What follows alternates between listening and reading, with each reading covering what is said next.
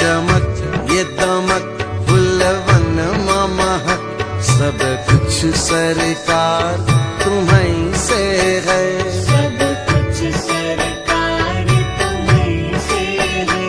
इतला के पवन चुमे सैया के चरण, बगियन में बहार तुम्हीं से है।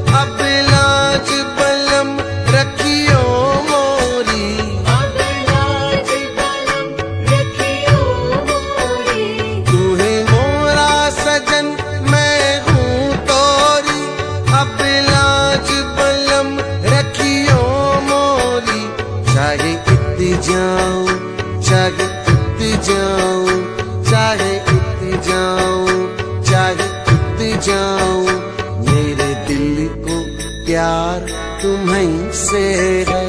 सब कुछ सरकार तुम्हीं से है।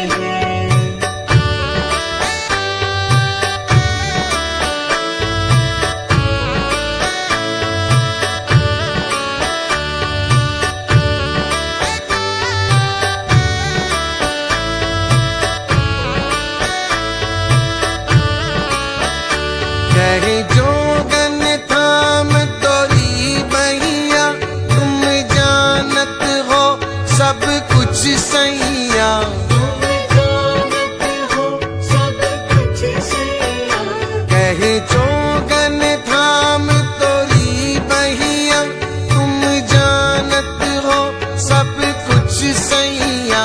तोरी प्रीत मेरू ये धार लिया, तोरी प्रीत मेरू ये धार लिया, ये बनाओ श्रृंगार तुम्हीं से है।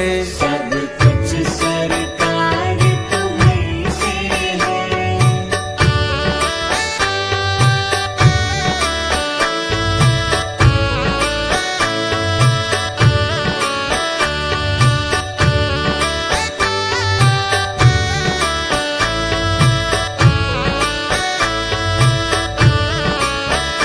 मैं तो भूल गई कुछ भी कहना, तोरी प्रीत में रोवत है नैना।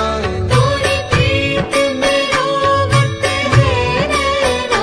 मैं तो भूल गई कुछ भी कहना, तोरी प्रीत में रोवत है नैना। रग रग में बसी है प्रीत तोरी, रग रग में बसी है प्रीत तोरी। अखियन मखुमार तुम्हीं से है। सब कुछ सरकार तुम्हीं से है।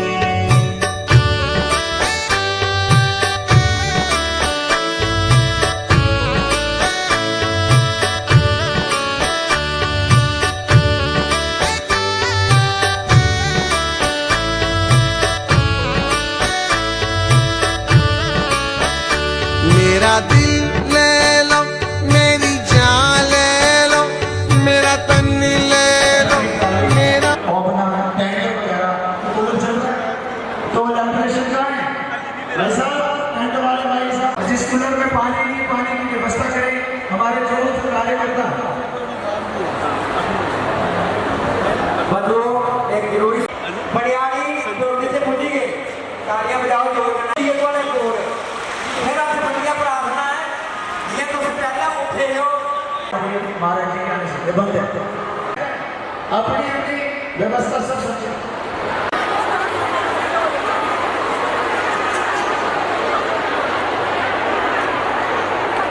और भाई हमारे कैमरा भाई ये वाला जो पंडाल है वो कैमरा पीछे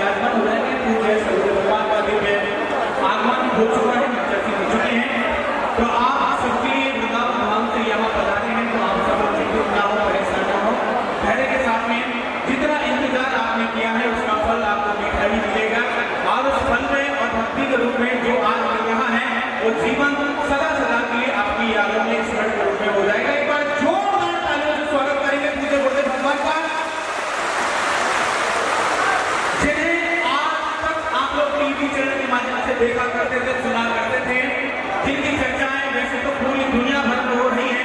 सनातन धर्म का न केवल झंडा फहराया बल्कि सनातन धर्म को दूर दराज तक पहुंचाया। सेवाएं क्या होती है, सेवाओं को दुनिया से अवगत करवाया, सेवाओं को बताते हुए सेवाओं से लोगों को जोड़ा और न जाने कितने लोगों का घर बचाया और न जाने कितने लोगों को घर उजड़ने से रोका। ऐसे सदगुरु भगवान जो त्याग, दया और प्रेम की मूर्ति है, आज साक्षात हमारे और आपके सामने व्यासपीठ पर मौजूद है। एक बार जोरदार पूरे तालियों से स्वागत करेंगे पूज्य गुरुदेव भगवान का। दुनिया जहां कहती रह गई वहां सदगुरु भगवान ने करके दिखाया और आज पूरी दुनिया में न केवल सनातन धर्म का झंडा फहरा रहे हैं बल्कि सेवा के दिव्य पद को लेकर के मानवता का हर वो फर्ज अदा कर रहे हैं जो इंसान का एक इंसान के लिए होता है।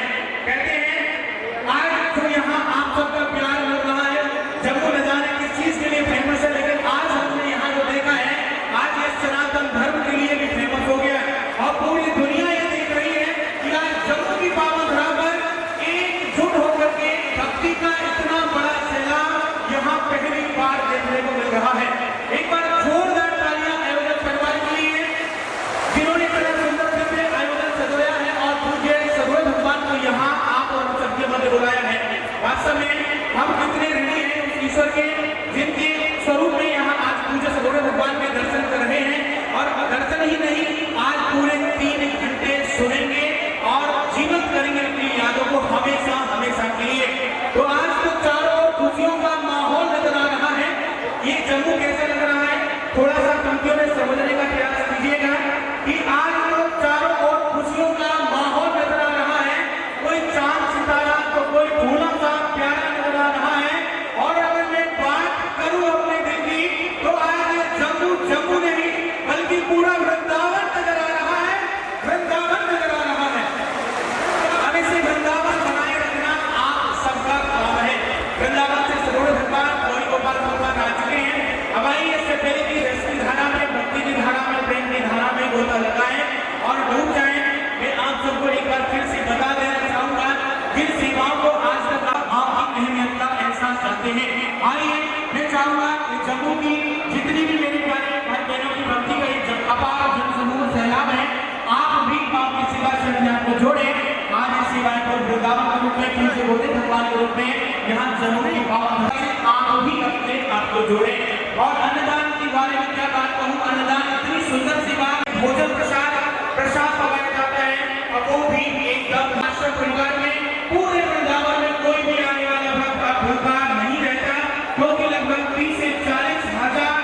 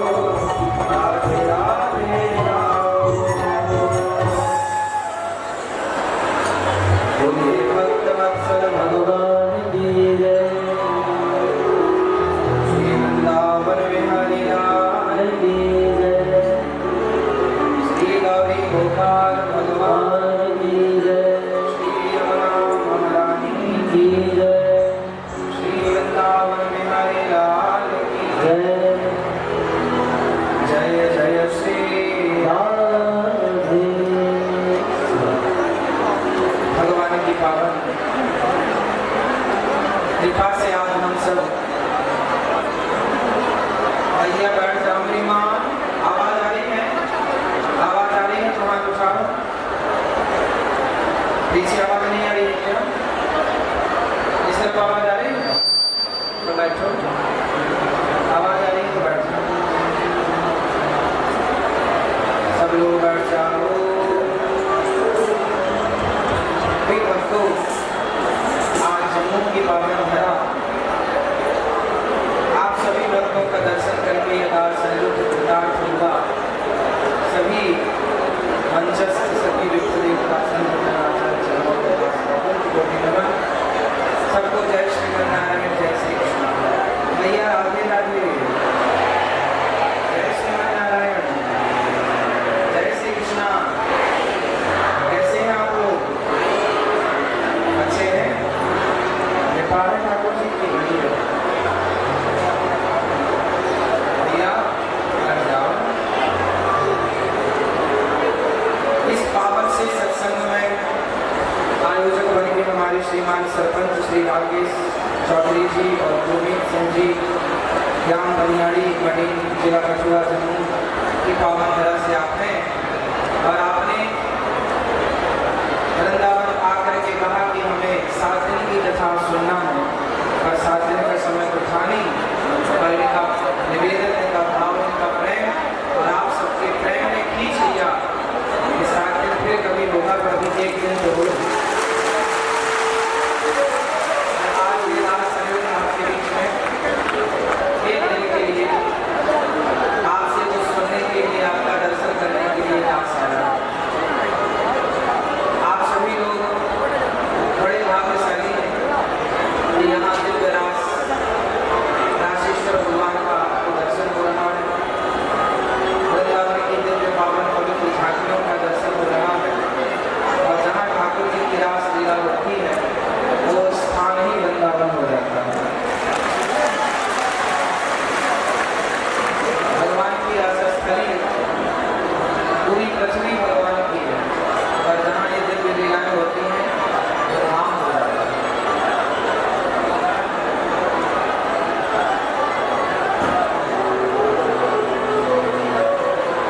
बैठ जाओ भैया, बैठ जाओ।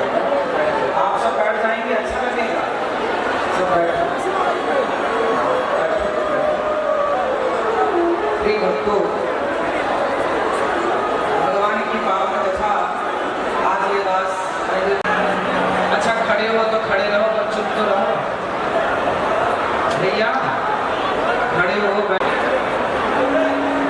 बोलिए गौरी गोपाल भगवान की। सब लोग अपनी उंगली उठाओ, एक इस तरफ वाले उंगली उठाओ। जैसे यहाँ चुप्पी कराते रहेंगे तो सुनाएंगे क्या?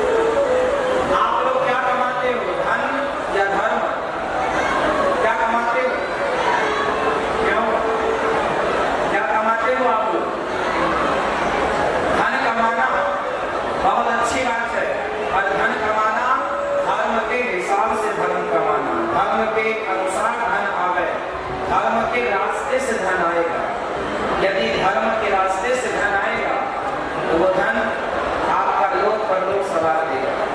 और कहीं अधर्म के रास्ते से धन आ गया तो वो धन आपको लुभाएगा। इसलिए धन कमाओ और धन कमाने के पहले धर्म को जानो कि धर्म क्या है। भाई आंखों वाले भैया है क्या, थोड़ा इनको भी कुछ बता करके चालू करें। चालू है, थोड़ा ठीक कर लो। साउंड पहले ठीक था, ये बढ़ाओ, शुरू में ठीक था भाई, कम कर लो।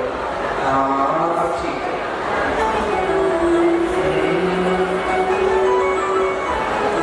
आवाज आ रही है, थोड़ा और कम कर लो भैया इसको।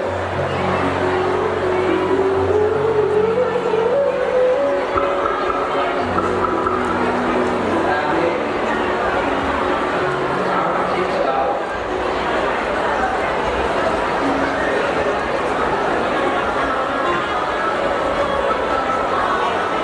तो धन और धर्म दोनों को समझना पड़ता है। आप अपने बच्चों को क्या देना चाहोगे, धन या धर्म? क्या देना चाहोगे? आप अपने बच्चों को धन दे रहे हो और बातें कर रहे हो धर्म की। सारे सवेरे से लेके शाम तक केवल धन के पीछे भागते हो और इसी धन के चक्कर में धर्म रह जाता है। आप लोग अपने बच्चों को धन मत दीजिएगा, धर्मवान बनाइएगा। आप अपने बच्चों को टैलेंट दीजिएगा, गुण दीजिएगा, योग्यता दीजिएगा। आप अपने बच्चों को काबिल बनाइए। काबिल बना दोगे तो धन तो खुद कमा लेंगे बच्चे, आपको कमा के देने की जरूरत नहीं है। बच्चों को धन मत दीजिएगा, धर्म के अनुसार जीना सिखाइए। घर के बेटा धर्म क्या है, अब आप इसे समझ लो कि धर्म क्या है। चलो बताओ धर्म किसे कहते हैं, तुम बताओ प्रिय भैया, धर्म किसे कहते हैं बताओ? नहीं, किसे कहते हैं धर्म? आप बताओ धर्म किसे कहते हैं? भैया पीली मैया बताएंगे, हमारी सारी पीली मैया। धर्म किसे कहते हैं? पीछे की लाल मैया बताएंगी धर्म किसे कहते हैं। देखो आपको ये नहीं पता तो फिर क्या पता? आपको सब कुछ पता है और ये ना पता हो कि धर्म क्या है, तो जब पता ही नहीं तो चलोगे कैसे? तो आओ हम समझते हैं धर्म क्या है। देखो हमारे अंदर जब तक धर्म है ना तब तक हम आपको माता के रूप में देखेंगे। आप हमसे बड़ी हो तो हम आपको माता के रूप में देखेंगे। आप हमारे बराबरी की कोई महिला है तो बहन के रूप में हम देखेंगे, और हमसे छोटी कोई बच्ची है तो हम उसे अपनी बेटी के रूप में देखेंगे। यदि हम इस तरह से देखते हैं, भोग विलास की कामना जाग गई, हमने उसे गलत दृष्टि से देखा, इसका मतलब हमारे भीतर धर्म नहीं है। आप चेक कर लीजिएगा, ये आपको हमने बता दिया कसम भाव जाग जाता, तब आप समझ लो कि आपके अंदर धर्म है। और आप किसी लड़की को देखते हैं और आपके अंदर गलत भाव जागता है, समझ लो आपके अंदर धर्म नहीं। राम के पास आई थी सूर्पनखा, इस भाव से देखा था राम ने, सुंदर बनकर आई थी। सूर्पनखा आई थी कैसी बनकर? सूर्पनखा किसकी बहन थी? किसकी? क्या बनकर आई थी? सुंदर, बहुत सुंदर लग रही थी। और राम के पास आई और आती क्या बोला? आप बहुत सुंदर हैं, मैं आपसे विवाह करना चाहती हूँ। तो सम पुरुष नमो सम नारी, तेरे जैसा सुंदर पुरुष नहीं देखा मैंने और मेरी तरह सुंदर महिला नहीं है। एक काम करते हैं, हम दोनों ब्याह कर लेते हैं। राम जी ने क्या कहा? क्या राम जी ने उसे स्वीकार किया? क्यों नहीं स्वीकार किया?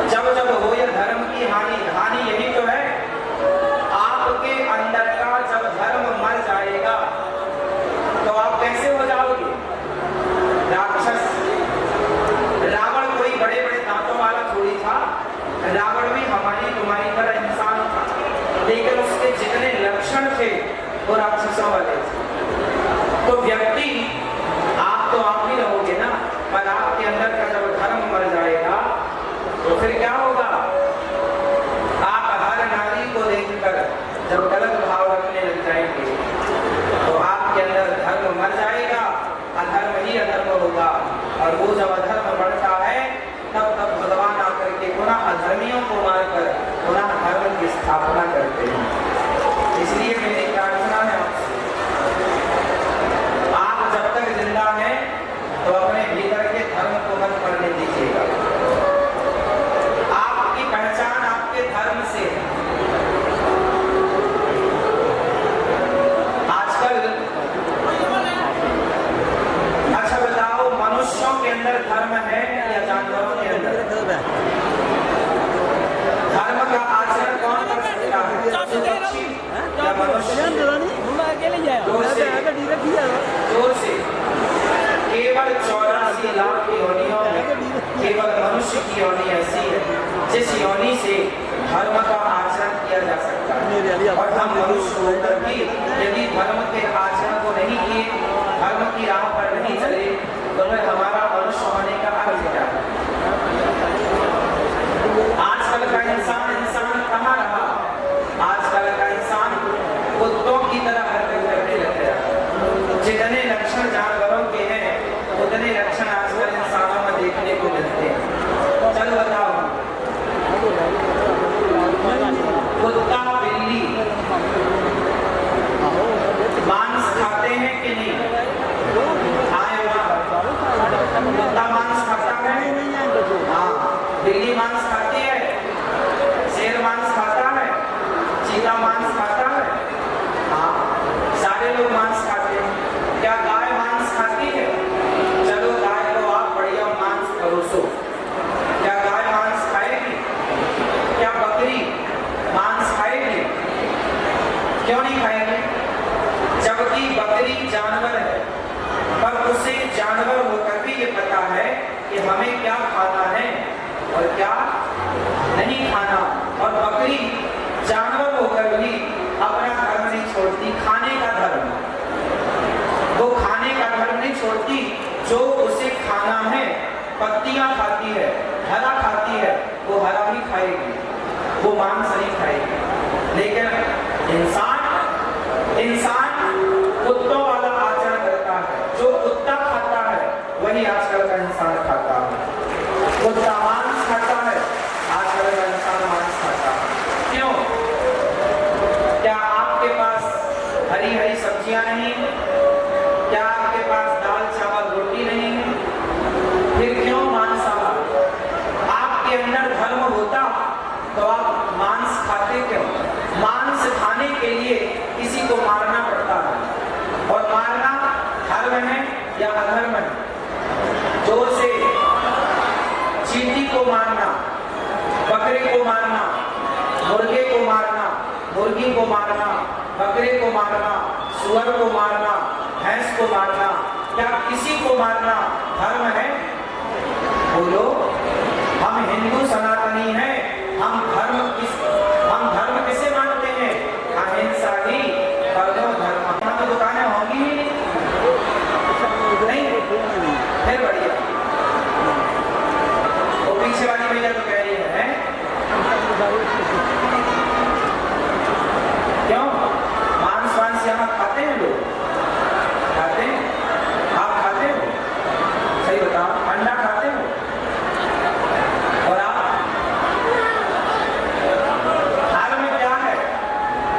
आज से आप समझ लीजिएगा कि जो मांस खाने वाले हैं वो अधर्म के राह पर है, और जो दाल रोटी खाने वाले हैं वो धर्म की राह पर है। यही धर्म है, यही अधर्म है।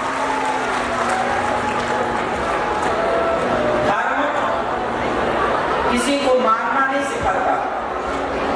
धर्म हम मारते हैं ना, हम चींटियों को भी दाना डालते हैं, और कुत्ते को भी रोटी और गाय को भी रोटी खिलाते हैं।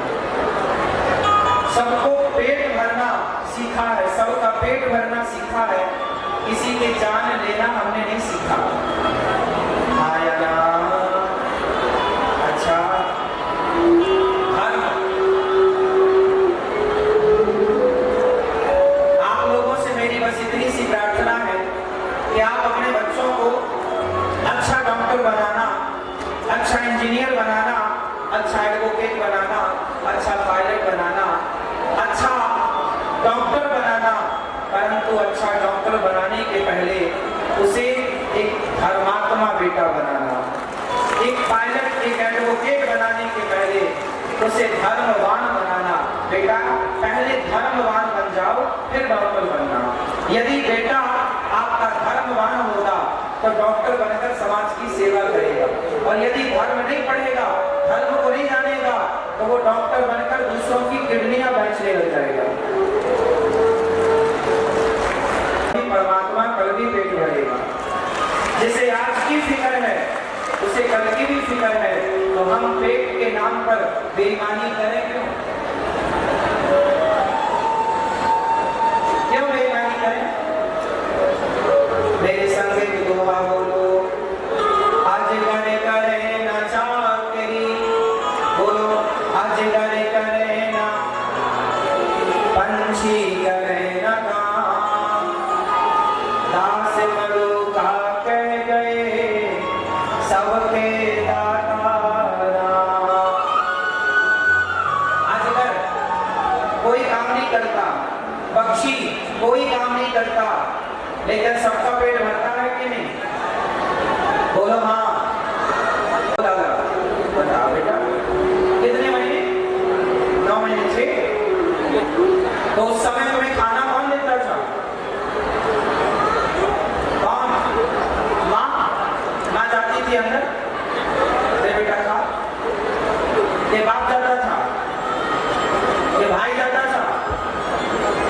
जिस परमात्मा ने तुम्हें माता के पेट में 9 महीने नहीं मरने दिया भूखा, जिसने पेट के भीतर तुम्हारा पालन पोषण किया, वही परमात्मा यहाँ भी पालन पोषण करेगा।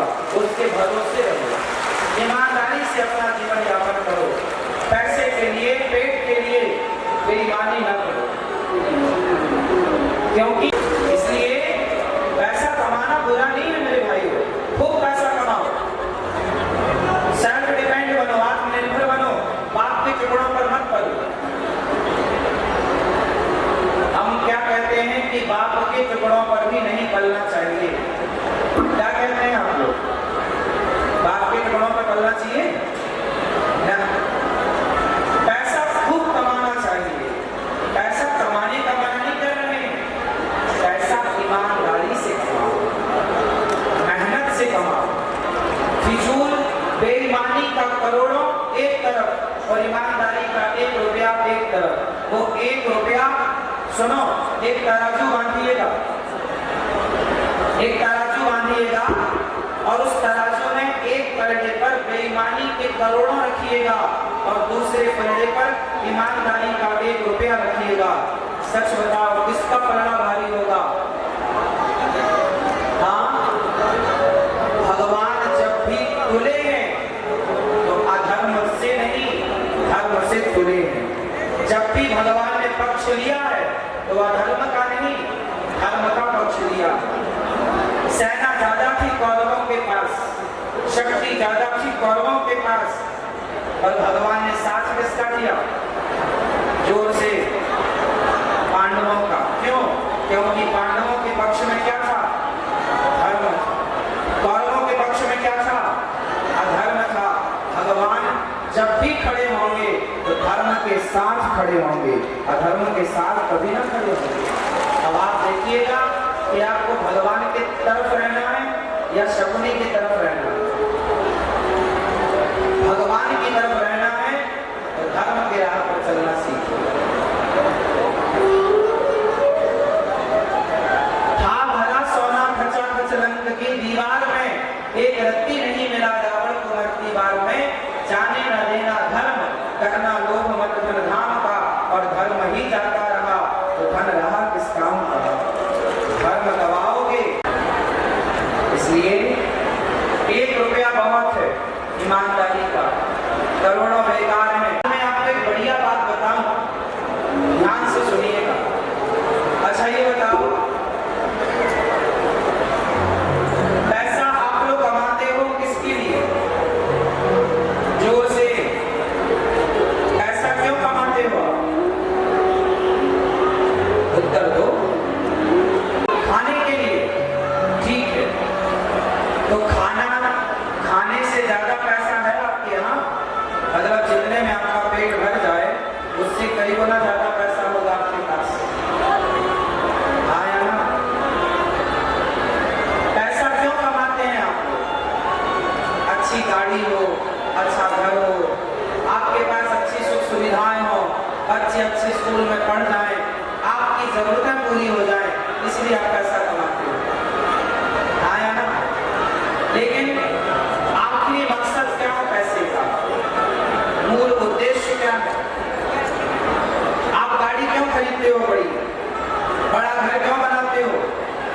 खुशी के लिए आपको खुशी मिलती है।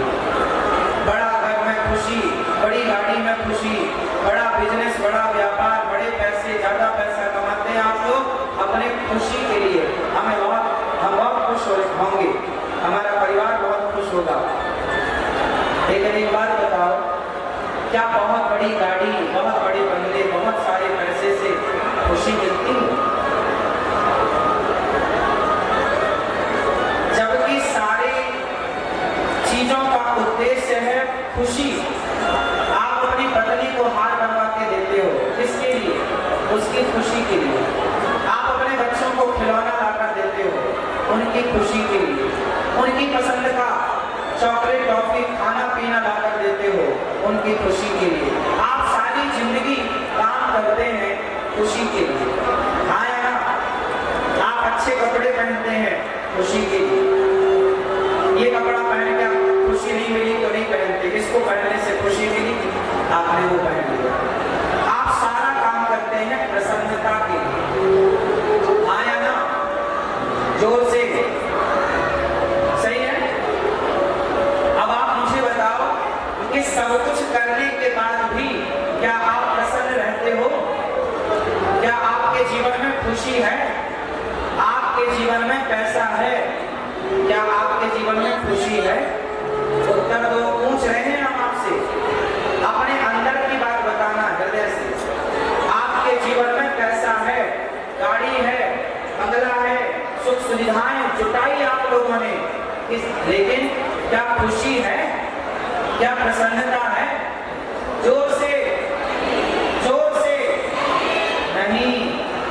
अब आपको करना क्या है? अब आप तो देखो, आपकी तो गुजर जा रही है, गुजरी जा रही है जैसे तैसे। अब आने वाली पीढ़ी को आप नया मंत्र दीजिए। और क्या मंत्र है? नया मंत्र ये है कि बेटा, आप अपने बच्चों को पहले पैसा कमाना मत सिखाओ, आप अपने बच्चों को पहले खुश रहना सिखाओ। कि हर परिस्थिति में बेटा पहले खुश रहना सीखो। जो आदमी हर परिस्थिति में खुश रहना सीखता है, वो पैसा कमा ही लेगा। हाँ या ना? बताओ, क्या जरूरी है? पैसा जरूरी है या प्रसन्नता जरूरी है? उत्तर दो। तो आप अपने बच्चों को पैसा कमाना तो सिखाते हैं, लेकिन प्रसन्न रहना? हाँ या ना? प्रसन्न रहना हर हाल में। केवल सुख में हम अच्छे हालातों में प्रसन्न रहे ना, बुरे हालातों में भी हम, बुरे हालातों में भी हम। यदि आप लोगों ने अपने बच्चों को हर हाल में प्रसन्न रहना सिखाया होता तो कोई भी व्यक्ति आत्महत्या कभी न करता। आज बहुत सारे बच्चे, बहुत सारी बच्चियां, बहुत सारे लोग आत्महत्या कर लेते हैं कि नहीं? हाँ या ना? डिप्रेशन में चले जाते हैं या नहीं? हाँ या ना?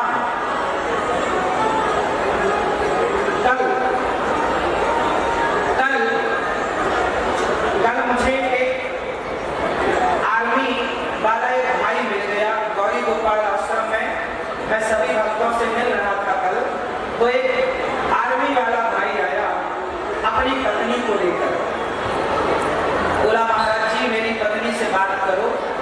हमने कहा क्या बात करें? बोले, हमारी पत्नी डिप्रेशन में चली गई। और सचमुच मैंने उसको देखा, बात करी, वो बात ही नहीं करती थी। इतना डिप्रेस चल हो गई कि वो किसी से बात नहीं करती, अकेली गुमसुम रहती है।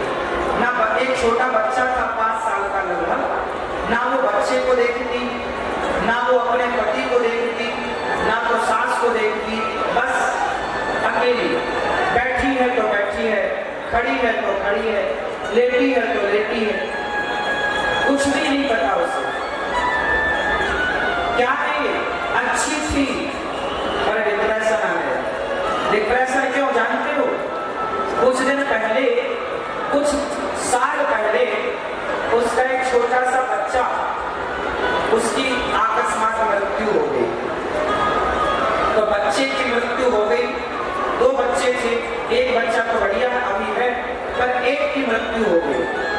उस बच्चे के मर जाने से वो माँ इतनी डिप्रेशन में चली गई कि अब जो है अब उससे भी वो माँ वाला प्यार नहीं दे पा रही। आज समाज की हालत यही है, जो नहीं है हम उसके गम में हैं, पर जो है उसकी प्रसन्नता नहीं है हम लोगों को। जो नहीं है उसका गम तो है, पर जो है उसकी प्रसन्नता नहीं। ये सब क्यों? गलती उस माँ की नहीं है, गलती उसके माता पिता की है, उस समाज की है, जिस समाज ने अपने औलाद को, अपने बच्चों को ये नहीं सिखाया कि बेटा ये जीवन मरण तो ईश्वर के हाथ है। जो चला गया चले जाने दो, जो बचा है उसे संभालो। एक किसान था। मेरी बात कितने लोग समझ पा रहे हैं और सुन पा रहे हैं? एक किसान था। सब बैठ जा, मेरी माँ, ओ मेरी माँ बैठ। एक किसान था, वो हल चला रहा था खेत में। अचानक हल एक मटके में फंस गया, और जब मटके को उस किसान ने खोला तो उसमें कुछ पत्थर थे चमकते हुए, पर वो पत्थर नहीं थे, हीरे थे, बेशकीमती हीरा। किसान तो बिल्कुल जानकार नहीं था कि ये क्या है। उसको लगा हे भगवान, इतने सारे पत्थर मेरे खेत में रहेंगे तो फसल नहीं होने देंगे। तो वो सारे पत्थरों को उठा के किनारे रखा। दोपहर का समय था, भोजन करने बैठा, अचार रोटी लेके आया था कि दोपहर में भूख लगेगी खाऊंगा। तो वो किनारे छांव में बैठा, और वहीं बहुत बड़ा एक सरोवर था, जलाशय, पानी था। अब वो क्या किया कि पत्थर रख लिया सारे, और एक एक पत्थर वो पानी में फेंकता जाता। उसे लगा कि ये पत्थर क्या काम के लिए, सारे पत्थर उसने फेंकना स्टार्ट किया।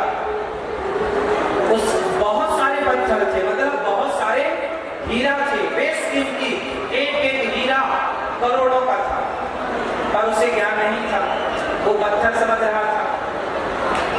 बहुत दिनों से माटी में दबे होने से वो मट्टी धूल से भीगे थे, उनमें चमक भी नहीं थी। जरा सा जाता तो चमक आती। सारे पत्थर उसने पानी में फेंका, आखिरी एक पत्थर रह गया। तब तक कोई जौहरी वहां से निकला।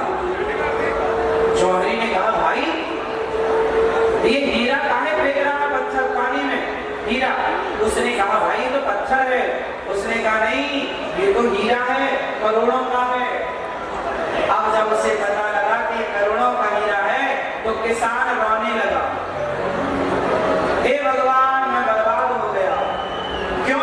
बोले ऐसे हीरे बहुत थे, मैंने सारे फेंक दिए, और वो झील इतनी गहरी थी कि उससे वापस वो पत्थर निकालना संभव नहीं था। अब वो रोने लगा। जब रोने लगा तो एक संत आए। संत ने कहा, भाई क्यों रो रहा है? बोले मेरे पास बहुत हीरे थे, पर मैंने सारे बर्बाद कर दिए। संत जी ने कहा, कुछ बचा है? हाँ एक बचा। संत जी बोले, पगले रोता क्यों है? इस एक से भी तेरी सारी जिंदगी की दरिद्रता, गरीबी दूर हो सकती है। एक से ही तेरा सारा जीवन सुधर सकता है। जो चला गया उसके लिए रो मत, जो बचा है उसका आनंद ले, उसमें प्रसन्न रहे, उसकी खुशी मना। जो बीत गया सो बीत गया, जो शेष है उसे संभालो। तो आज समाज में डिप्रेशन है, हाँ या ना?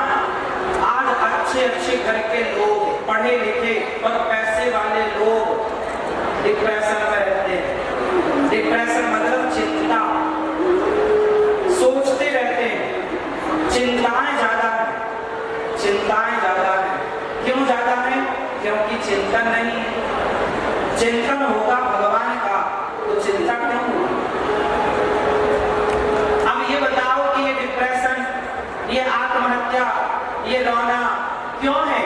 क्योंकि आपने अपने बच्चों को, अपनी बच्चियों को हर हालात में प्रसन्न रहना नहीं सिखाया। क्या आपकी ये जिम्मेदारी नहीं थी कि आप अपने बच्चे को ये सिखाएं कि बेटा कितना भी कठिन समय आएगा? क्या राम के जीवन में 14 साल के लिए कठिन समय नहीं आया?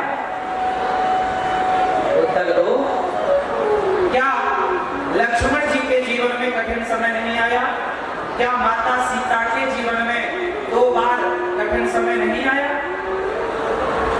क्या उन्होंने उस कठिन समय में, क्या वो डिप्रेशन में चले गए थे? क्या उन्होंने आत्महत्या कर ली थी? ना, उन हर हालातों से, हर परिस्थितियों से लड़कर और फिर अपने समय को ठीक किया। मेरे भाई, मेरी माँ, आप अपने बच्चों को पैसा ही कमाना मत सिखाना, हर हाल में प्रसन्न रहना सिखाओ। ये माँ बाप की जिम्मेदारी है। नहीं सिखाओगे तो बच्चे जरा सा टेंशन आएगी, जरा सा हालात बिगड़ेंगे तो वो आत्महत्या करने का सोचने लग जाएंगे, गलत राह पर चले जाएंगे, गलत डिसीजन ले लेंगे। हर हालात से लड़ना और हर हाल में भगवान को याद रखना, जो कुछ है वो मेरा नहीं है। अच्छा ये बताओ, आपके बच्चे, बेटा है, बेटी है, किस किस के पास बेटा बेटी है? बेटा बेटी है? क्यों? शादी हो गई आपकी? बच्चे हैं? हाथ काहे नहीं उठा रहे? जिनके पास बेटा बेटी है, बच्चे हैं, हाथ उठाओ, कंफर्म करके बताओ। है? अब ये और बताओ कि ये जो बच्चे हैं, बेटी है, बेटा है, ये किसका है? किसके बच्चे हैं? आपके हैं? जोर से, आपके हैं? कितने % शेयर आपका है बच्चों में? बोलो भैया, कितने % शेयर आपका है? उत्तर दो भैया, कितने % शेयर है आपका? अच्छा, चाय नाश्ते की छुट्टी हो गई क्या? चलो पी लो, पानी पी लो, पहले समोसा बुलवा दें, थोड़ा बादाम काजू नहीं खाओ, थोड़ा खा लो, खा लो, थोड़ा नाश्ता कर लो, फिर सुन लेना, कथा तो रोज होती है, समोसा थोड़ी रोज मिलेगा।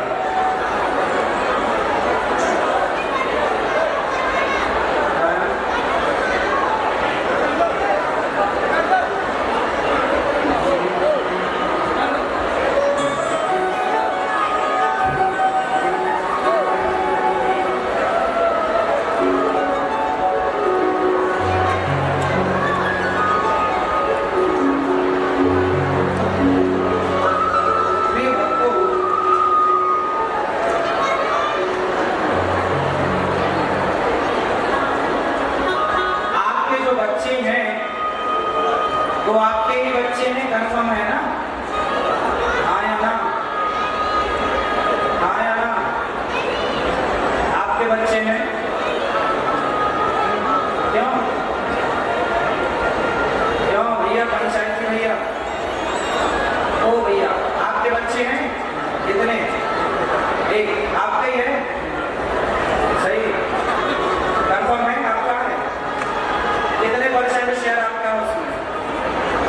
कुछ आपकी पत्नी का भी योगदान है कि पूरा आपका ही है? पत्नी का भी है। पत्नी का भी? तो कितने % पत्नी का शेयर और कितना आपका? बराबर है, 50 बराबर बराबर, 50-50, मतलब 50 आपका, 50 पत्नी का। क्यों? आपके बच्चे हैं? शादी नहीं हुई? हुई होंगे। क्यों? आपके कैमरामैन बच्चे हैं?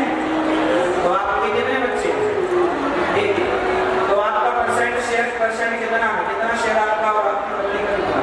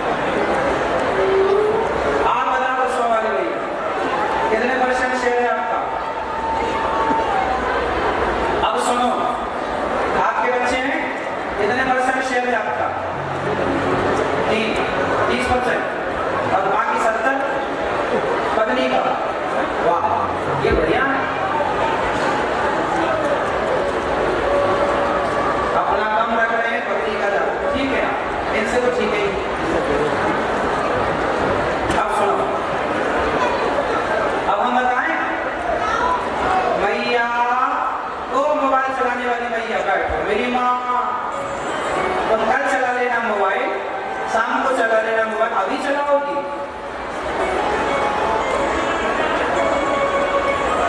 सुनो, हमारा शेयर कितने परसेंट है, ध्यान से। अब देखो, आप लोगों ने क्या बोला कि 50% हमारा, 50% पत्नी का। तो बताओ, जब आपका बच्चा माँ के पेट में था, उस समय उसकी आंखें आप लगाने गए थे, लेकिन आपकी पत्नी ने लगाई। कौन था? आपने और आपकी पत्नी ने तो एक छोटा सा प्रोसेस पूरा किया। पिता का तेज जब माँ के गर्भ में जाकर मिलता है तो पानी की बूंदों से एक इंसान का निर्माण स्टार्ट होता है। ये पूरा प्रोसेस माँ के पेट में होता है। एक पानी की बूंद से एक इंसान का निर्माण। कौन था वो जिसने आंखें लगाई? कौन था वो? कान लगाए। अंधा बनाया होता तो क्या करते आप? लंगड़ा बनाया होता तो क्या करती माँ और क्या करता बाप? कौन था वो जिसने माँ के पेट में पानी की बूंदों से एक इंसान की रचना की? कौन था जिसने सही जगह आंख लगाई, कान लगाए, चलने को पांव दिए, बोलने को वाणी दी? कोई तो था। ये कैमरा यदि काम कर रहा है तो इसे बनाने वाला कोई तो होगा। आप और हम ठीक ठीक हमारी आंखें काम कर रही हैं, हाथ पांव काम कर रहे हैं, तो कोई तो था ना बनाने वाला। वो माँ के पेट में कौन था वो? जोर से आप बताओ, कौन था? भगवान थे। तो आपने अपना परसेंट तो रखा 50, पत्नी का रखा 50, पर भगवान का तो रखे ही। भूल गए ना भगवान को?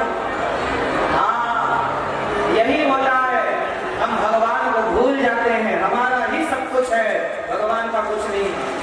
1% भी शेयर आपने ईश्वर को नहीं दिया। आपने ये कहा 50% हमारा, 50 पत्नी का। अरे पत्नी और तुमने किया क्या? तुमने तो एक छोटा सा प्रोसेस किया था, उसके बदले तुमने तो सुख भी ले लिया था। आगे का माँ के पेट में 9 महीने था, तो माँ का योगदान पिता के योगदान से ज्यादा। पर कितना ज्यादा? 1% बाप का योगदान है और 2% माँ का। टोटल 3 बचे 97% योगदान उस परमात्मा का है जिसने पानी की बूंदों को आपके और मेरे रूप में कन्वर्ट कर दिया, एक बच्चे के रूप में पानी की बूंदों को तब्दील कर दिया। क्या उस ईश्वर का योगदान नहीं है? उत्तर दो। क्या उसका धन्यवाद नहीं दोगे जिसने आपको देखने की आंखें दी? क्या उसका धन्यवाद नहीं दोगे जिसने चलने को पांव दिए? चलने को पांव किसने दिए? बाप ने या माँ ने? यदि माँ बाप पांव देने वाले होते तो कोई बच्चा लंगड़ा क्यों होता? यदि माँ बाप आंख देने वाले होते तो कोई बच्चा अंधा क्यों होता? मतलब आंख, पांव, हाथ, मुंह देने वाला कोई और है। आया ना? आया ना? वरना कोई गूंगा होता तो माँ बाप यदि वाणी देते तो फिर कोई गूंगा क्यों होता? आया ना? तो बताओ, आपके बच्चों में और आप में किसका अधिकार ज्यादा है? माता का, पिता का या भगवान का? जोर से सच्ची बताओ, किसका अधिकार ज्यादा है? आपके बच्चे जो हैं वो आपके ज्यादा हैं या भगवान के ज्यादा? जोर से। हमारे तो केवल हम निमित्त हैं, वरना आप और हम किसकी संपत्ति हैं? आप और हम किसकी प्रॉपर्टी हैं? आपके बच्चे किसकी संपत्ति हैं? इसलिए कभी ये ना कहो कि ये बच्चे मेरे हैं। अंदर सदा ये भाव रखो, प्रभु ये व्यापार भी आपका है और ये परिवार भी आपका है। नाथ सकल, मेरे संग बोलो नाथ, बोलो नाथ, नाथ सकल संपदा तुम्हारी, मैं सेवक समेत सुत नारी। हे प्रभु, ये सब कुछ आपका, ये परिवार, ये व्यापार, ये शरीर, ये जीवन सब आपका।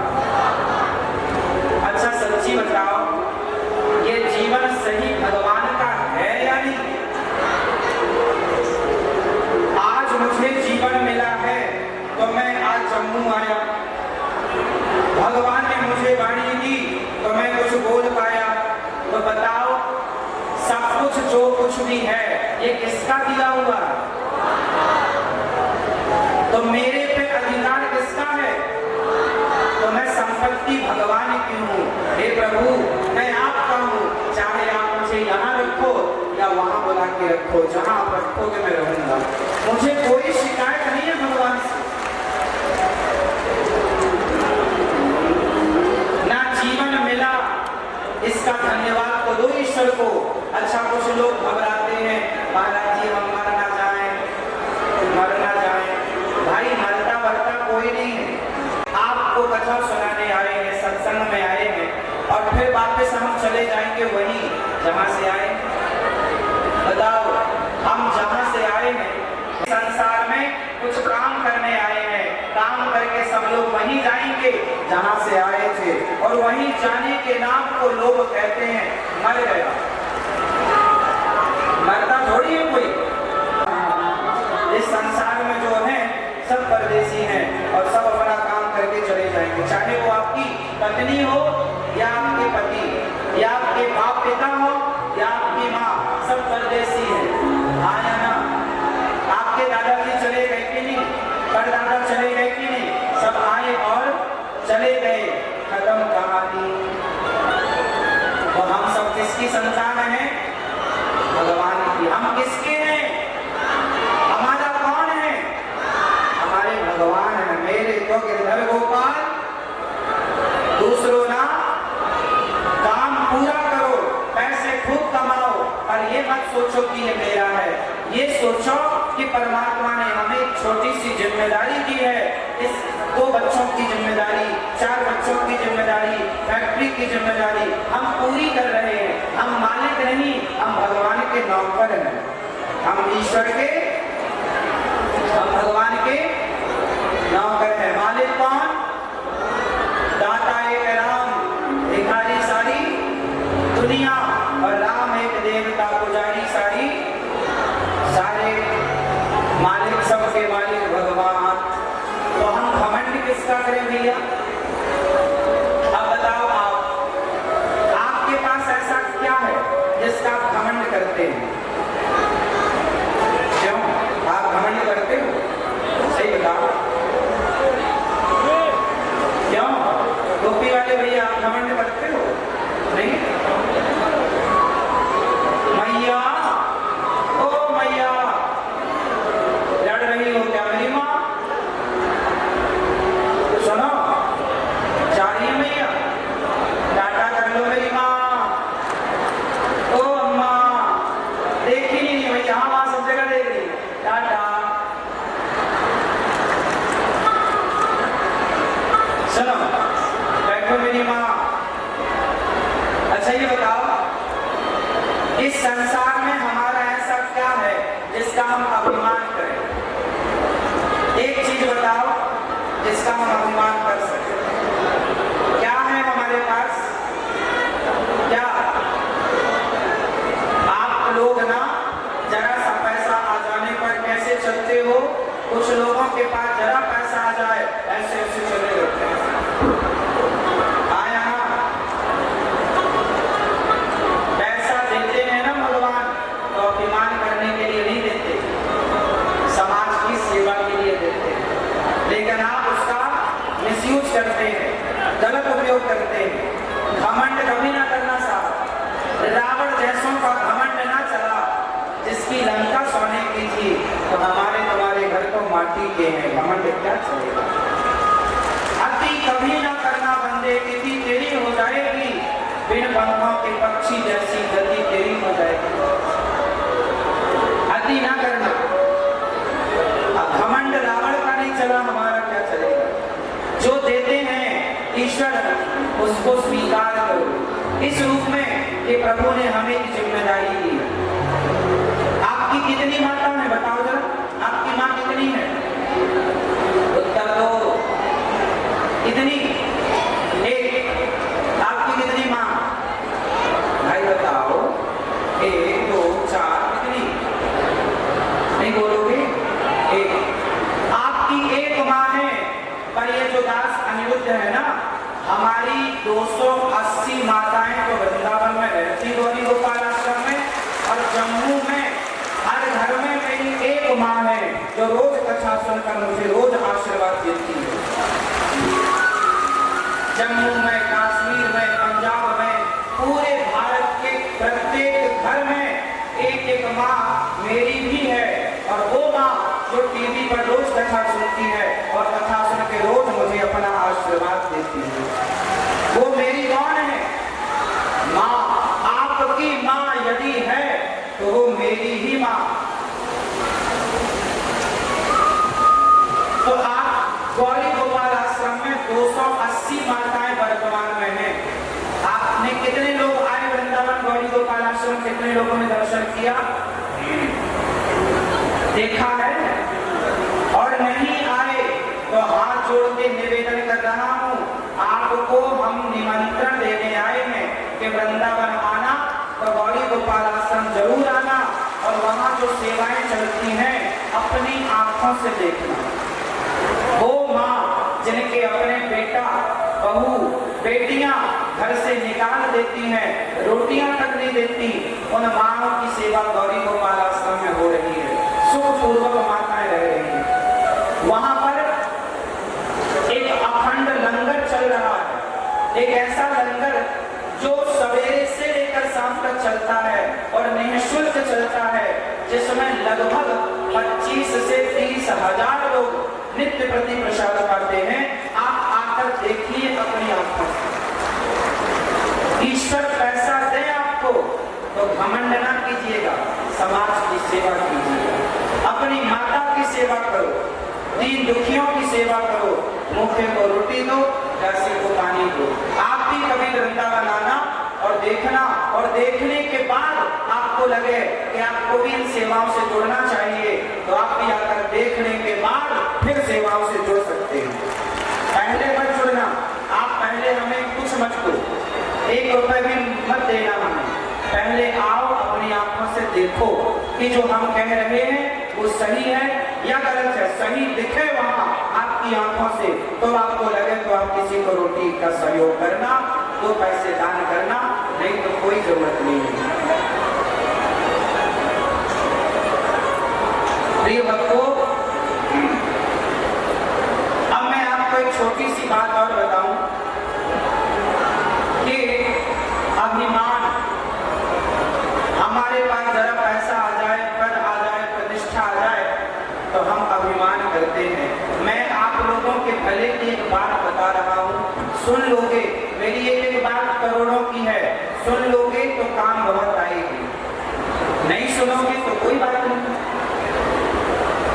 बात ये है कि कभी ईश्वर आपको पैसा दें, धनवान बनाए, तो धन का कभी गलत उपयोग ना करना, मिसयूज ना करना। धन मतलब लक्ष्मी, धन मतलब लक्ष्मी माता। आप लोग दीपावली में पूजा करते हो, इसकी लक्ष्मी से शंकर जी को नहलाने से कोई नुकसान नहीं है प्रकृति को।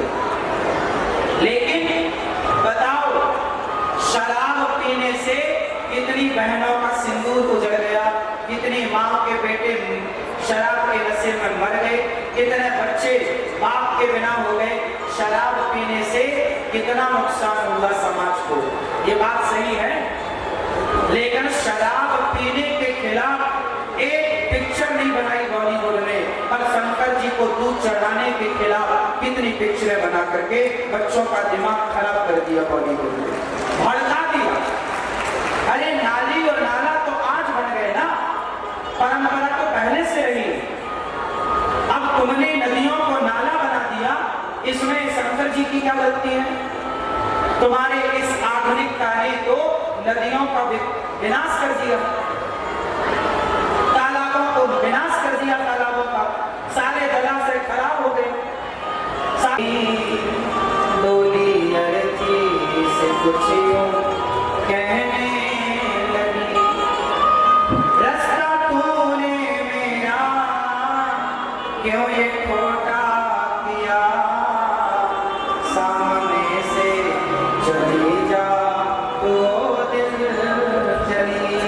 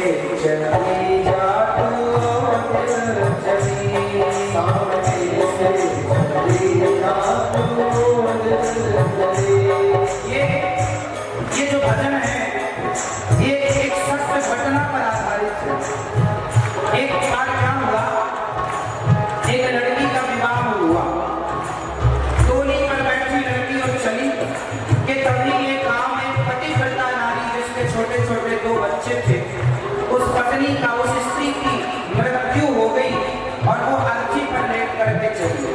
एक डोली चली, एक अर्थी चली और दोनों की भेंट एक चौराहे पर हो गई। तो डोली ने कहा अर्थी से, ऐ अर्थी, तू मेरे रास्ते में क्यों आ गई? हट जा मेरे रास्ते से। तब अर्थी ने कहा, बहन इतने बड़े बोल मत बोल, 4 कंधों का सहारा यदि तुझे है तो 4 कंधों का सहारा मुझे है। अर्थी ने कहा, डोली, अर्थी की अंतरात्मा बोल पड़ी, डोली सुन,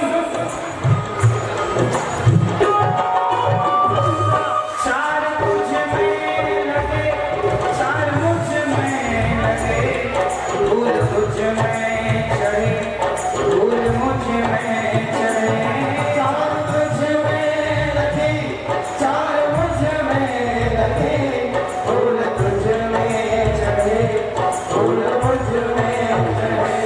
4 कंधों का सहारा डोली को मिलता है तो अर्थी को भी 4 कंधों का सहारा। पुष्पों की माला तेरे गले में है तो बहन पुष्पों की माला मेरे गले में है।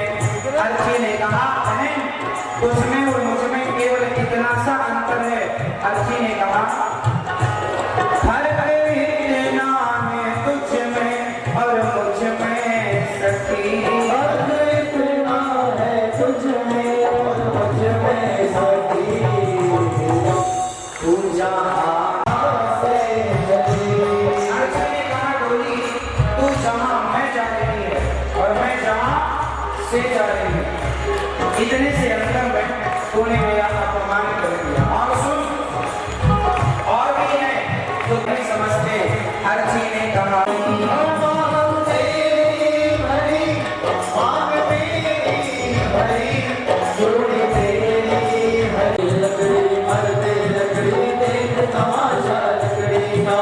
पैदा हुआ जो पलना डाला वो पलना था लकड़ी का, पैदा हुआ जब पलना डाला वो पलना था लकड़ी का, शादी करने गया था तो जब मंडप बना था लकड़ी का, शादी करने गया था जब मंडप बना था लकड़ी का, बेटे ने अब साथ छोड़ा हाथ में डंडा लकड़ी का, बेटे ने अब साथ छोड़ा हाथ में डंडा लकड़ी का, जीते लकड़ी मरते लकड़ी एक तमाशा लकड़ी का, जीते लकड़ी मरते लकड़ी एक तमाशा लकड़ी का। लकड़ी तुझ में लगी, लकड़ी मुझ में लगी, लकड़ी वो भी सजी, लकड़ी ये भी सजी, लकड़ी तुझ में लगी, लकड़ी मुझ में लगी, लकड़ी वो भी सजी, लकड़ी ये भी सजी। फर्क इतना है तुझ में और मुझ में सखी, फर्क इतना है तुझ में और मुझ में सखी, तू लकड़ी से चली मैं लकड़ी में चली, तू लकड़ी से चली मैं लकड़ी में चली, तू घर बसाने चली मैं घर बसा के चली, घर बसाने चली मैं घर बसा के चली, तू जहाँ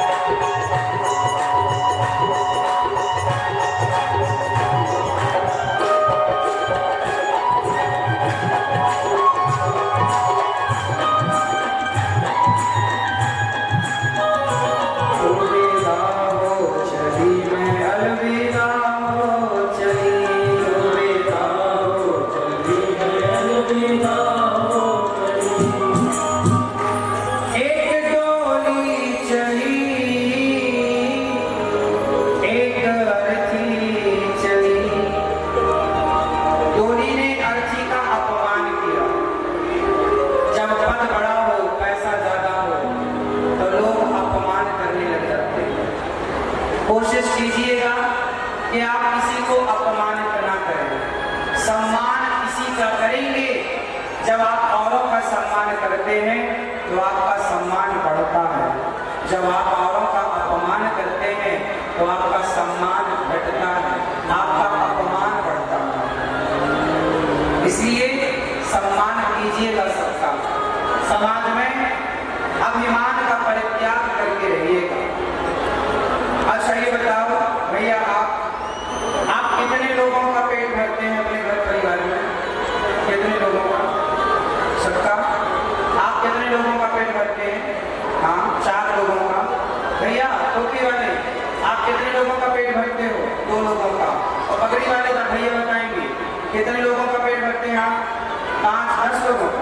5। दादाजी आप 10 लोगों का पेट भरते हैं आप। ये भैया बताओ 5 लोगों का पेट आप भरते हो। चश्मा वाले भैया कितने लोगों का पेट भरते हो आप? 5 लोगों का। पीछे 4 लोगों का। मूंछ वाले भैया 10 लोगों का पेट भरते हो आप। भैया मेरी भैया बताओ, मेरी माँ तुम कितनों का पेट भरती हो? मेरी माँ 1 लोगों का। ये भैया 4 लोगों का। अच्छा वो भैया बताएंगे सोफे पे बैठे हैं, बैठे कितने लोगों का पेट भरते हो? 10 लोगों का। ऐसे बताओ 10, 100 लोगों का। 100 बच्चे हैं आपके? अच्छा पूरा परिवार भाई से मिला के हमने लगा 100 बच्चे। अच्छा 100 हो जाए बढ़िया। अच्छा आप लोगों ने बताया कि आप कितने लोगों का पेट भरते हो? 5। और आप? और ये मोबाइल वाले भैया? और तुम? 3। माता पिता नहीं है क्या? तो माता पिता की सेवा नहीं करते? शादी हो गई? अच्छा माता पिता सहित हो 3। देखो आप लोग कितना झूठ बोल रहे हैं। सफेद झूठ इसी को बोलते हैं। आप कह रहे हैं हम 2 लोगों का पेट भर रहे हैं, 5 लोगों का पेट भर रहे हैं। अच्छा ये बताओ आप ना होंगे या ना होते तो क्या आपके अपने लोग सब भूखे बैठे होते अभी तक? क्यों? आप ना कमा रहे होते, ना खिला रहे होते तो सब भूखे होते अभी, है ना? हाँ कर दी ना गलती। आपको ये लगता है हम कमा रहे हैं, हम पेट भर रहे हैं। सुनो, तुम किसी के पालनहार नहीं हो, तुम किसी का पेट नहीं भरते, सबका पेट भरने वाले भगवान हैं। तुम ना होगे तो भी सबका पेट भरा जाएगा। ये बात सही है कि गलत है? पर हमें ये घमंड हो जाता जी हम कर रहे हैं। हम कर नहीं रहे हैं, भगवान हमसे करा रहे हैं। हम कर नहीं रहे हैं, प्रभु हमसे करा रहे हैं। हम करते नहीं हैं, हमसे भगवान जी जोर से हम करते हैं या प्रभु कराते हैं। तो आप कितने लोगों का पेट भरते हो? हम किसी का पेट भरने लायक हैं कहाँ? अरे औरों की छोड़ो, हम तो अपना पेट भरने के लायक भी नहीं है। हमारी इतनी भी औकात नहीं है कि हम अपने पेट को भी 2 रोटी कमा के अपने बल से दे सके। यदि हमारे पेट को 2 रोटियां भी मिल रही हैं तो ये हमारी मेहनत से नहीं, प्रभु की कृपा से मिल रही है। हम ये ना सोचें कि हम करते हैं, हम सदा ये भाव रखें कि करते हो तुम कन्हैया, मेरा नाम हो रहा है और मेरा आपकी कृपा से। बोलते नहीं है आप लोग बिल्कुल, प्रभु आपकी कृपा से। तो बताओ सबके पालनहार कौन है? क्यों? कितने लोगों का पेट भरते हो आप? अभी तो 10 कह रहे थे, अब नहीं? हाँ, ये भी एक घमंड है, ये भी एक अभिमान है कि मैं सबका पेट भरता हूँ। अच्छा सच्ची बताओ, आप यहाँ बैठे हो ना, यहाँ यदि थोड़ी माटी हटा दी जाए तो जमीन के अंदर ना बहुत सारी चींटियां होती हैं, छोटे छोटे जीव जंतु होते हैं। हाँ या ना? आपने खेतों में देखा होगा, खेतों में कितने सारे माटी के नीचे जीव जंतु मिलते हैं। आप बताओ उन जीव जंतुओं का पेट भरने वाला कौन है? सबका पालनहार कौन है? अरे किसान खेत में गेहूं बो तो सकता है, अंकुरित थोड़ी किसान करता है, अंकुरित तो करने वाला परमात्मा है। धान तुम बो सकते हो, अंकुरित थोड़ी कर सकते हो। मतलब सबको पालन, सबका पालन सब प्रकार से भगवान करते हैं।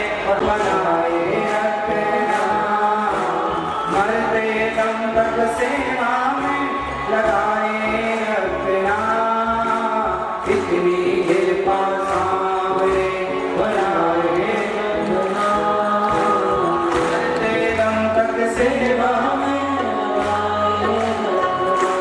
सारा हाथ उठा के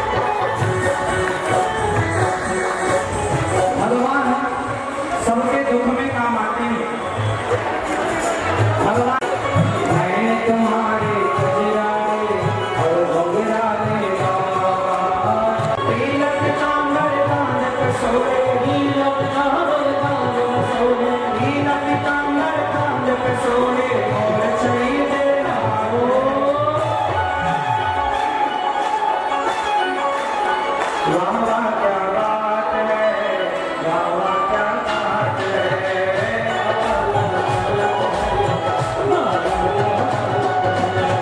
वाह वाह क्या बात है, वाह वाह क्या बात है।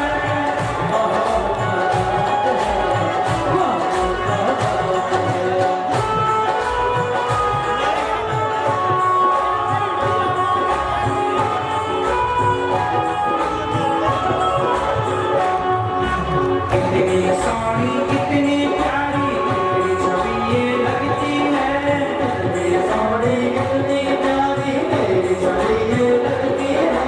धरती की सारी उपमा तेरे आगे फीकी लगती है। धरती की सारी उपमा तेरे आगे फीकी लगती है। सभी देवता करते तुम पर, सभी देवता करते तुम पर पुष्पों की बरसात है। वो कितना प्यारा है श्रृंगार तेरी लोयो नजर उतार, कितना प्यारा है। वो कितना प्यारा है श्रृंगार तेरी लोयो नजर उतार, कितना प्यारा है। वो कितना प्यारा है श्रृंगार तेरी लोयो नजर उतार, कितना प्यारा है। वो कितना प्यारा है श्रृंगार तेरी लोयो नजर उतार, कितना प्यारा है।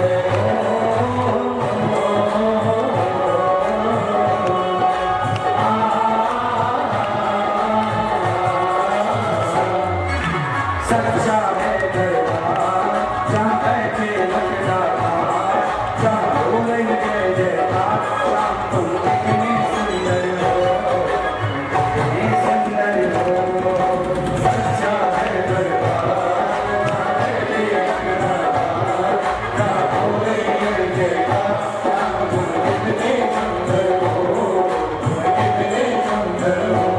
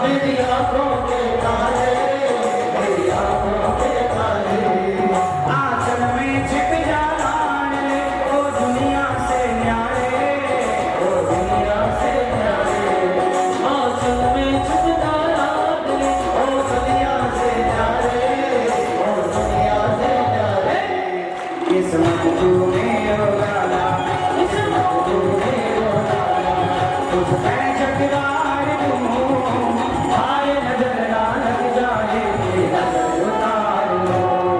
आओ बैठ मेरी डोली में, आओ बैठ मेरी डोली में, तुझको निहार लूं, हाय नजर ना लग जाए कि नजर उतार लो। आओ बैठ मेरी डोली में, आओ बैठ मेरी डोली में, आओ बैठ मेरी डोली में, आओ बैठ मेरी डोली में।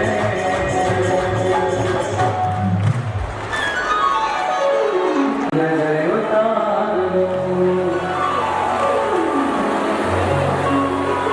तू सूरज है तो चंदा, और मेरी आँखों के तारे, मेरी आँखों के तारे, आंचल में छिप जाना रे, ओ दुनिया से न्यारे, ओ दुनिया से न्यारे, किस्मत तू मेरो लाला, तुझ पे जगवार दूं, हाय नजर ना लग जाए तेरी नजर उतार दूं।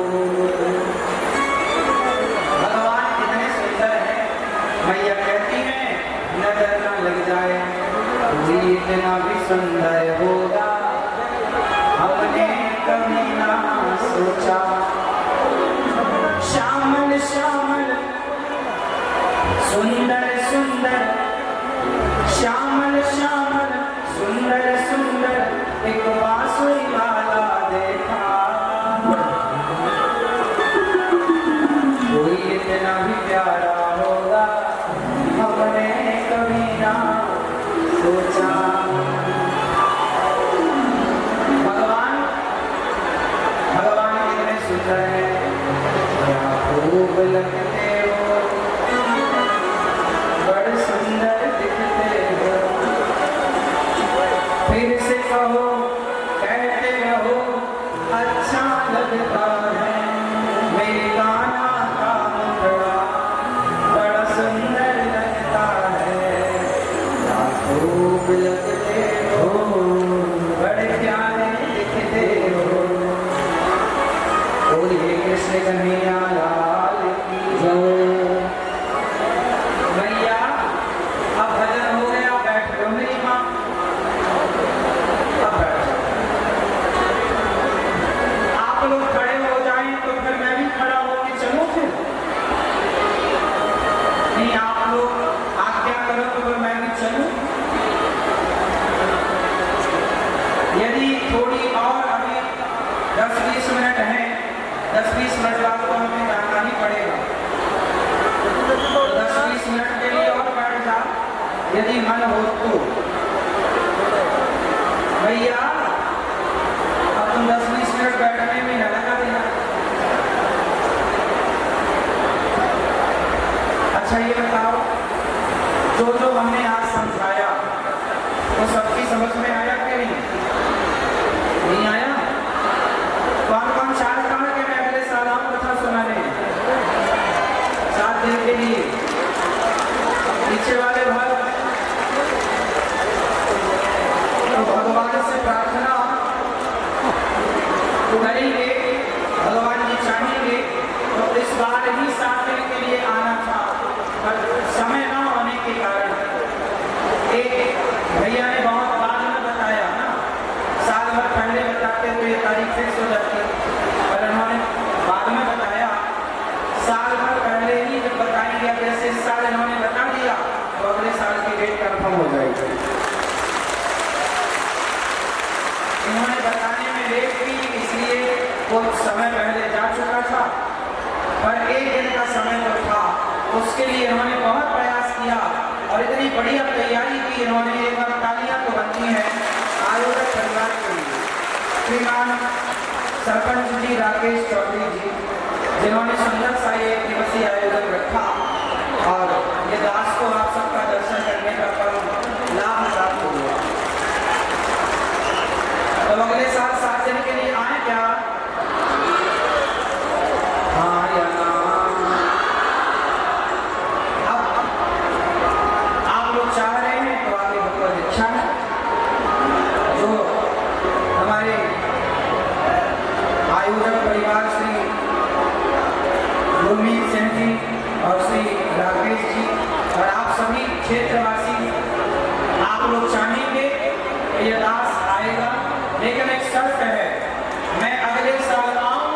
उसके पहले आप सबको गौरी गोपाल आना पड़ेगा।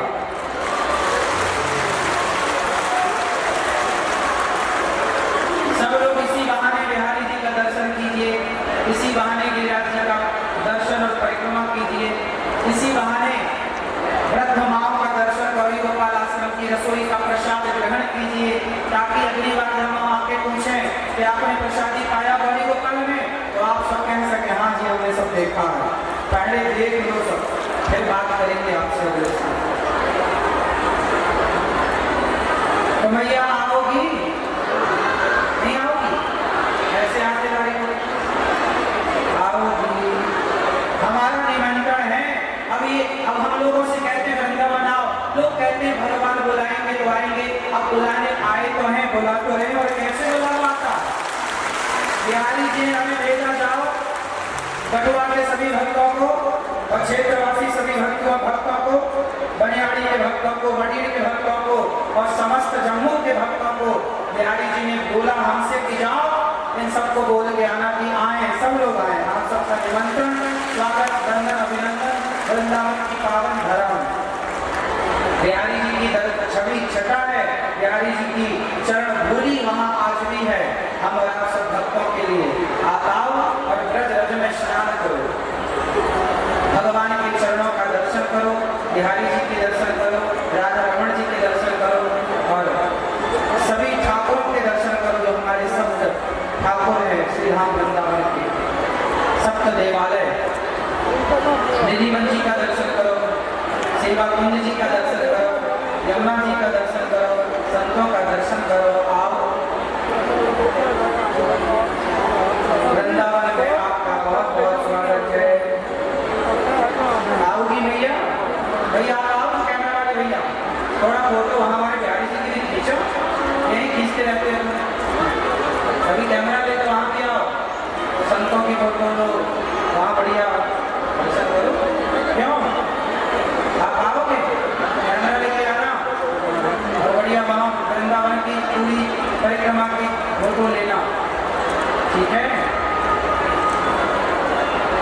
अब आप लोगों से सवाल कर लूं मैं, आपके जम्मू में धर्म परिवर्तन के केस तो नहीं है? धर्म परिवर्तन कर रहे हैं लोग यहाँ पर, क्यों? सही है, धर्म परिवर्तन हो रहा है। तो आप लोग कुछ करते हो प्रयास रोकने का? सर कुछ प्रयास है? मैं एक उपाय बताता हूँ, वो करना। मैया ओ मेरी बीवी लाल हरी साड़ी वाली मैया, कपड़े वाली मैया, बैठो, बैठ जाओ मेरी माँ। मैया ओ पंचायती मैया, बैठो मेरी माँ, बैठ के पंचायत कर दो। ओ भैया ओ मोछा वाले, बैठो सरकार, बैठो। अच्छा ये बताओ आप लोग कितने भाई हो? आप कितने भाई हो? मेरे भैया दो। आप कितने भाई हो? कैमरा वाले 3। और ये दसवां वाले दादाजी कितने भाई हैं? 4। और टोपी वाले 2। और तुम कितने भाई हो? 2। आप कितने भाई हो? 2। ये 10वां वाले नाखून खा रहे हो, वो 10वां वाले कैमरे वाले कितने भाई हो? 3। इसलिए धर्म परिवर्तन हो रहा है जम्मू में, ये क्योंकि तुम 2 भाई हो, 3 भाई हो। हम सब 2 भाई, 3 भाई, 5 भाई नहीं, हम सभी 4 भाई हैं। कितने भाई हैं? जोर से 4 भाई। कौन कौन? ब्राह्मण, क्षत्रिय, वैश्य और शूद्र, ये चारों एक पिता की संतान। हम चारों भाई हैं। जिस दिन सनातनी एक हो जाएगा, ना मजाल किसी के सनातनी को कोई धर्म परिवर्तन कर रहे हैं। तुम जातियों में बटे हो, जातवाद में बटे हो, इसलिए धर्म परिवर्तन होता। जहां सुमति तहां संपत्ति नाना, जहां कुमति तहां विपत्ति निदाना। आप गरीबों के पास जाओ, जंगल के कमजोर भील भाइयों के पास जाओ, गरीब से गरीब तबके के पास जाके मेरे दोस्तों थोड़ा जाओ, गीता के बारे में गरीबों को बताओ, सबको बताओ अपने धर्म के बारे में कि आपका सनातन धर्म कितना श्रेष्ठ है। सारी दुनिया में मार काट, बकरे को मारना, कहीं सुअर को काटना, ये चल रहा है, लेकिन एक सनातन धर्म है जो अहिंसा की बात करता है, जहाँ कहा जाता है कि जीव हत्या पाप है। हमारा धर्म सबसे श्रेष्ठ क्यों? क्योंकि हम कभी हत्या नहीं करते किसी की, अहिंसा है, जीवों को भोजन कराना सिखाता है, दाना खिलाना, किसी की गर्दन काटना नहीं सिखाता। इसलिए सनातन धर्म श्रेष्ठ है क्योंकि यहाँ दया ज्यादा है। क्या ज्यादा है? दया ही धर्म है। इसलिए सनातनी आप लोग जाओ और जहाँ जहाँ गरीब परिवार के लोग जिन तक आप नहीं पहुँच पाते उन तक वो लोग पहुँच जाते हैं और अब धर्म परिवर्तन करा देते हैं। आप में से कितने लोग गीता पढ़ते हैं? रामचरितमानस पढ़ते हो? मैंने फर्स्ट में बोला था थोड़ा धर्म को पढ़ा करो, धर्म को जानो, क्योंकि धर्म ही धन है। आज अपने सनातन धर्म में एक कमी क्या है कि हमारे यहाँ जातवाद है, छुआछूत है। आपके यहाँ भी छुआछूत है कि नहीं? हाँ या ना? है? ऊंच नीच है? अब ये ऊंच नीच छुआछूत मिटा देने की जरूरत है या नहीं? देखिए जातियां बनी हैं व्यवस्था के लिए, तो जातियां व्यवस्था के रूप में स्वीकार है, पर अपमान के लिए नहीं बनी कि मैं आपका अपमान करूं, आप किसी का अपमान करें। जातियां इसलिए थोड़ी बनी है कि हम आपस में एक दूसरे का अपमान करने लग जाए। कितने भाई हो आप लोग? जोर से। 4। कौन कौन भाई? ब्राह्मण। कौन? जोर से। भैया तुम भटक गई हो पीली मैया।